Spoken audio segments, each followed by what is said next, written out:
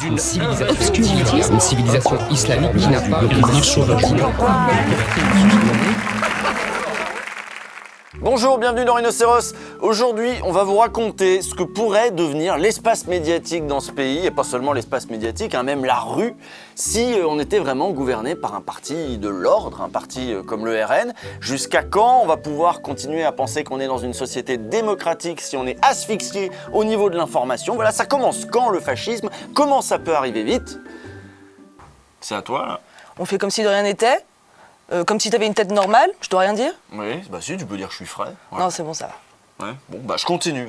Il y a un argument que les fachos nous ressortent tout le temps quand on leur dit que leurs lois, elles vont être racistes, elles vont pas être constitutionnelles, que Bardella, en fait, il est nul à chier. Ils nous disent, oui, mais c'est ce que les Français veulent. Ils en appellent systématiquement à la démocratie. Si la France est une vraie démocratie, alors il faut écouter son peuple, même si celui-ci demande moins d'égalité ou moins de droits démocratiques. Sauf qu'une démocratie, justement, ce sont des droits, mais pas seulement. Ce sont aussi des institutions.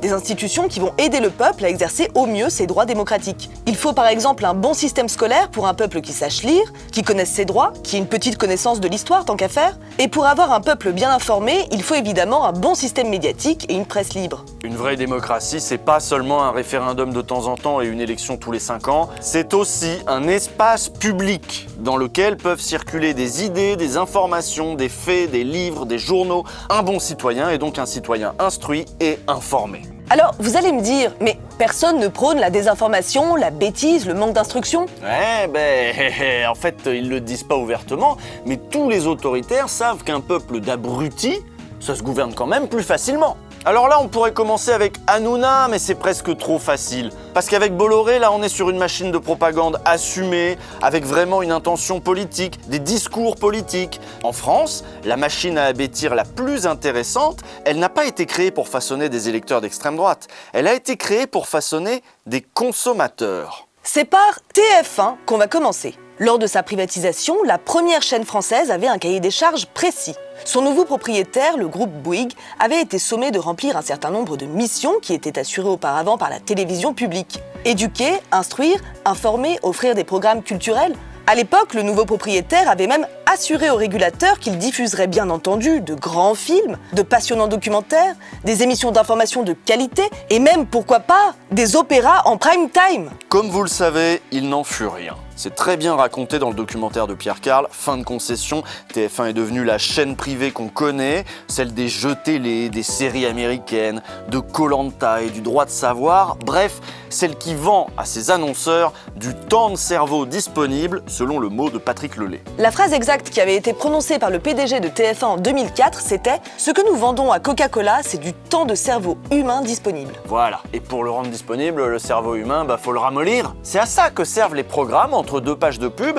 Et oui, le cœur de métier d'une chaîne privée, c'est de valoriser ces espaces de pub, autrement dit, les vendre le plus cher possible. Et il y en a un autre qui avait très bien compris ça. D'ailleurs, il a fait de la politique et vous le connaissez sans doute. Il s'agit de Silvio Berlusconi. Vittorio Dotti a travaillé avec lui une quinzaine d'années et écoutez ce qu'il nous dit de la vision qu'avait Berlusconi de la télé.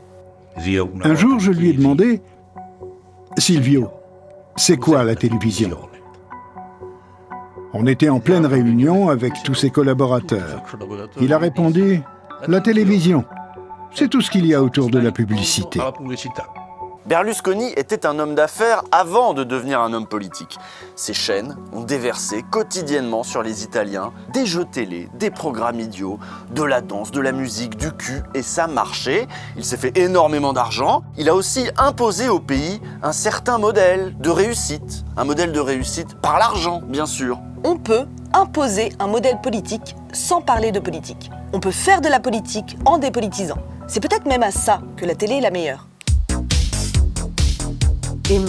Dans un article du Corriere della Sera, il était écrit « Berlusconi a colonisé les cerveaux ». C'est exactement ça. Il a fait de l'Italie un autre pays. Et il a donné à voir une image de la femme qui a durablement marqué les esprits. Les femmes qui apparaissaient sur ces chaînes de télévision privées étaient à moitié nues, vulgaires et muettes. Elles ne parlaient jamais. Elles étaient vraiment reléguées au rang d'objets sexuels et n'étaient que des éléments du décor.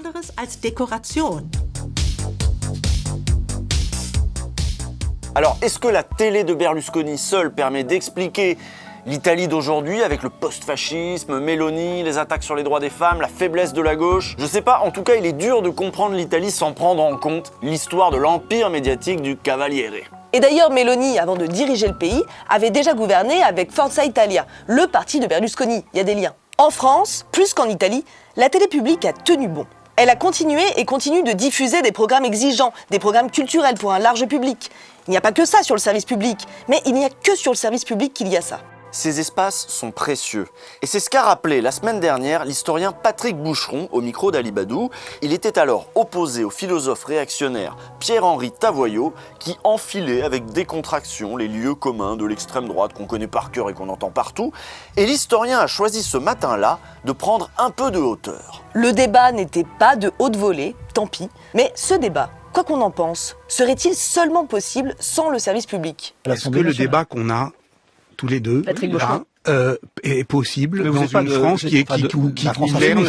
Vous respectez une éthique de la discussion. Il est possible aujourd'hui, bien évidemment, dans un système qui garantit le pluralisme de l'opinion. On appelle ça le service public. Le programme du Rassemblement national, c'est sa privatisation. Alors peut-être que ça ne vous privera pas de parler avec des gens comme moi, mais moi je veux parler avec des gens comme vous. Et c'est pas sur CNews que je peux le faire, et c'est pas sur Europe 1 que je peux le faire. Donc il y a un moment, mais il y a un moment où il faut aussi être un petit peu va sortir le nez des livres et arrêter d'être naïf. Il y a de puissants intérêts financiers, industriels qui ont préparé la situation dans laquelle nous sommes. Ce qui nous ramène à la question qu'on posait au début. Que vaut la souveraineté d'un peuple sur lui-même s'il n'est exposé qu'à certaines opinions? S'il ne lui est plus possible d'entendre ni la voix des petits, des exploités, ni les idées critiques et les voix dissidentes? Si l'espace est saturé par la bêtise et la propagande, peut-on encore parler d'un peuple libre? Quand un petit facho vous dira « oui, la vraie démocratie, c'est d'écouter les pulsions racistes et autoritaires du peuple », vous pouvez lui demander « est-ce qu'il lui a été permis de penser autre chose à ce peuple ? Est-ce qu'on lui a permis de penser son émancipation ou est-ce qu'on lui a surtout appris à voter contre son propre intérêt, à voter contre ses droits sociaux, ses droits politiques ?» En Italie, des femmes ont voté pour Meloni, ont voté pour la restriction du droit à l'avortement. Et d'autres femmes vont mourir de ce vote. Donc oui, avec le bon appareil médiatique, on peut faire voter les gens contre leur propre intérêt. Et en fait, la démocratie, comme vous le dites bien, d'ailleurs, c'est pas seulement le suffrage. La souveraineté populaire, c'est aussi l'état de droit, c'est aussi les corps intermédiaires, c'est aussi l'équité du débat public. En s'attaquant aux médias publics, c'est à cette conception de la démocratie que le RN s'attaque. Et c'est une idée fixe de l'extrême droite. Les députés RN se félicitaient déjà de la suppression de la redevance et formulaient déjà leur projet de privatisation totale en 2022.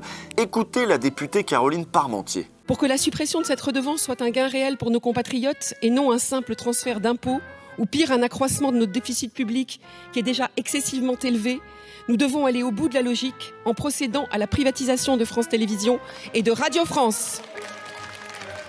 Une grande démocratie comme la nôtre n'a plus besoin d'un service public. Voilà, au moins c'est clair, pour eux, qu'il n'y ait que du privé, que des chaînes commerciales, que des chaînes possédées par des milliardaires, c'est le signe que, là on est dans une démocratie mature, c'est bon. Mais ça, c'est aussi peut-être parce qu'ils n'ont pas la même conception du service public que nous.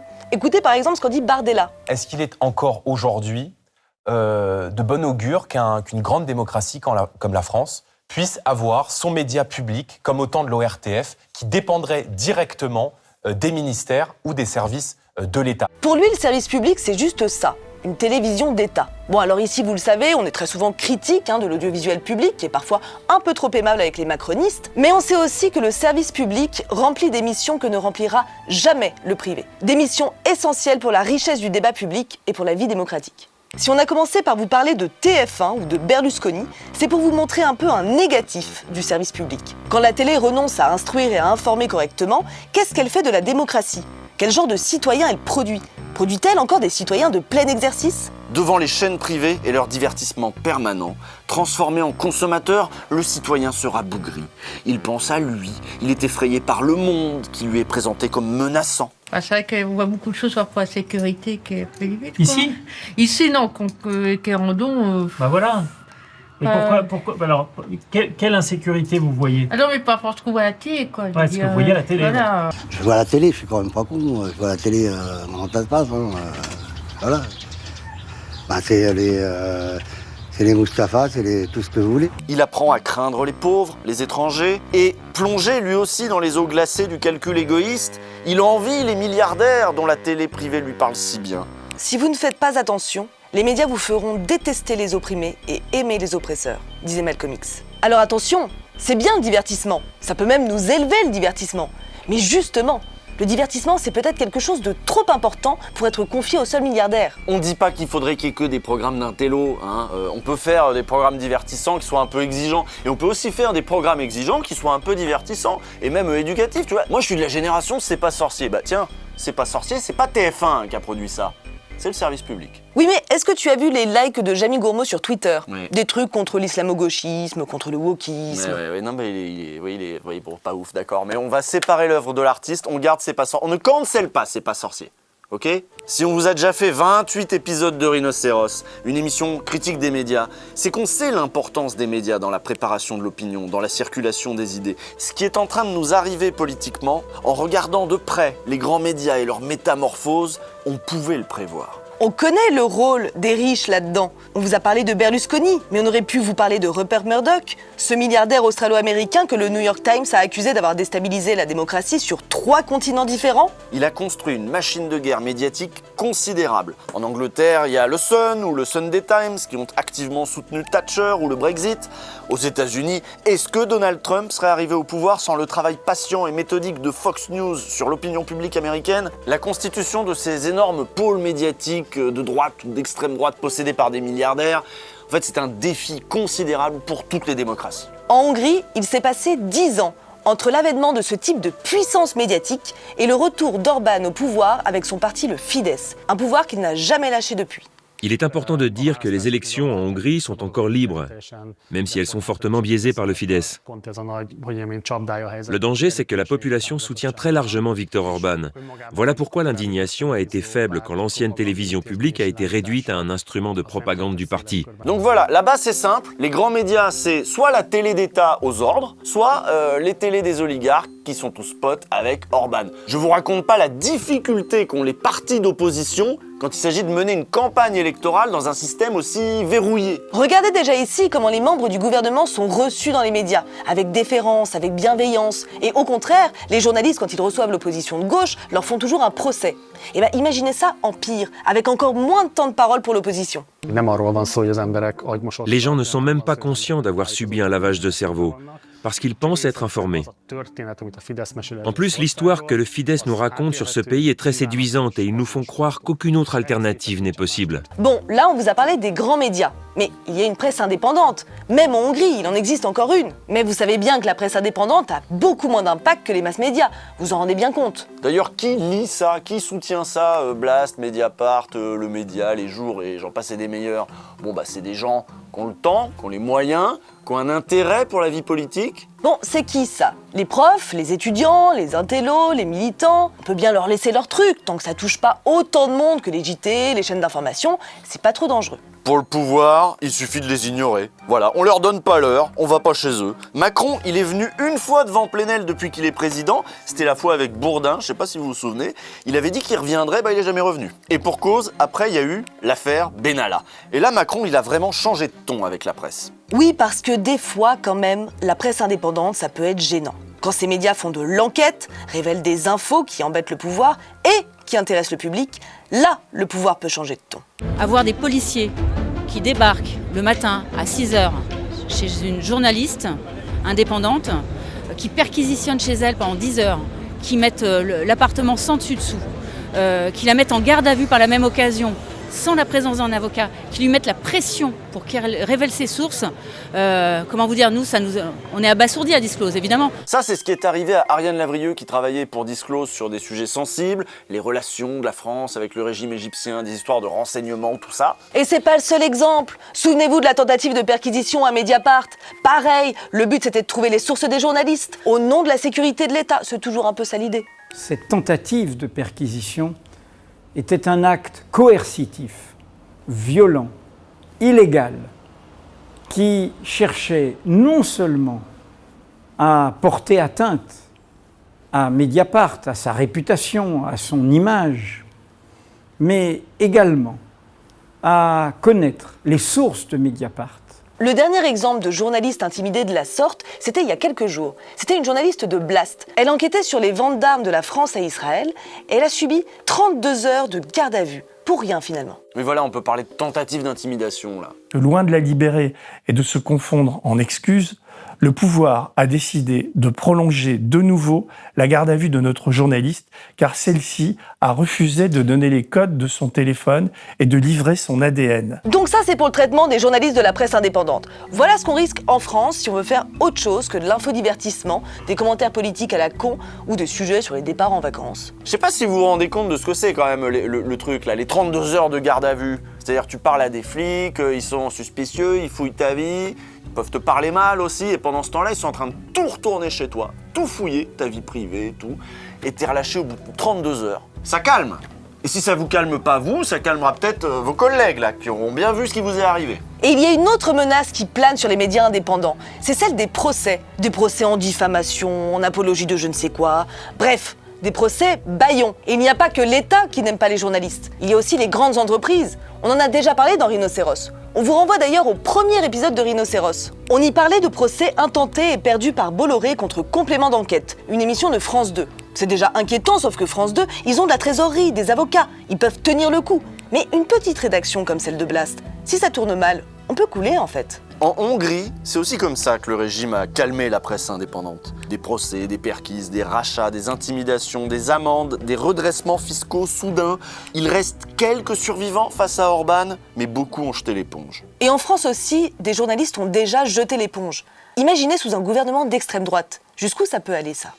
Sans le service public, on l'a dit, plus que des chaînes commerciales. Sur chaque radio, sur chaque chaîne de télé, les mêmes sujets, les mêmes obsessions. La télévision ne nous dit pas quoi penser, par contre, elle nous dit à quoi penser. Et tout le paysage médiatique va s'aligner sur la ligne éditoriale de Bolloré. Vous pensez que TF1 ou BFM allaient essayer de se démarquer, voire jouer la carte de l'impertinence ? C'est oublier un peu vite que le groupe Bouygues vit de la commande publique ou que le groupe CMA-CGM ne va pas renoncer facilement aux avantages fiscaux offerts sous Macron.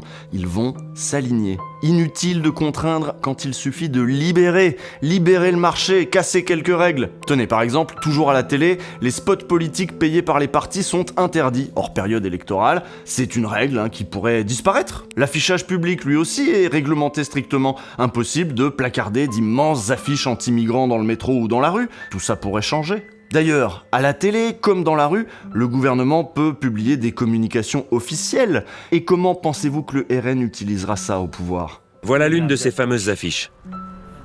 On en verra d'autres. Dans cette ville, il est impossible de passer à côté.